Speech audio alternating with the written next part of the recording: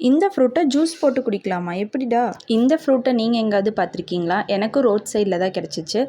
So இதை நான் search பண்ணி பார்க்கும்போது இதோட நேம் நோனி அப்படின்னு தெரிஞ்சுக்கிட்டேன்.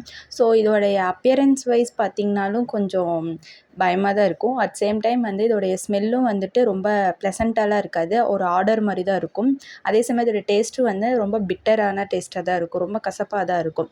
ஸோ இதோடைய ஹெல்த் பெனிஃபிட்ஸ் சூப்பராக இருக்குது. ஸோ இதில் வைட்டமின் சி அண்ட் இ இருக்கனால நம்மளுடைய செல் டேமேஜஸை ரெடியூஸ் பண்ணுது.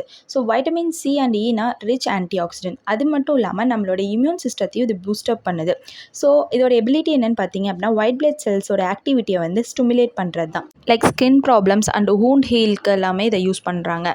டைஜஷன்ஸ்க்கு அண்டு நம்மளுடைய கான்ஸ்டிபேஷனை ரிலீவ் பண்ணுறதுக்கும் இது ஹெல்ப் பண்ணுது. டியூ டு அதில் ப்ரெசென்ட் ஆகிருக்கு மைல்டு லாக்ஸிட்டிவ் ப்ராப்பர்ட்டினால. அண்டு நாம் நோனி ஃப்ரூட்டுக்கு புதுசு அப்படிங்கிறப்ப நம்ம அதிகமாக குடிக்காமல் just 30 ml per day morning consume பண்ணுறப்ப நம்மளுடைய மார்னிங் அப்சார்ப்ஷன் நம்ம பாடியில் சூப்பராக இருக்கும். ஸோ அதனால நமக்கு ஹெல்த் பெனிஃபிட்ஸும் கிடைக்கும். உங்களுக்கு ஆல்ரெடி இந்த ஃப்ரூட்டை பற்றி தெரியும் அப்படின்னா கமெண்ட்ஸில் சொல்லுங்கள்.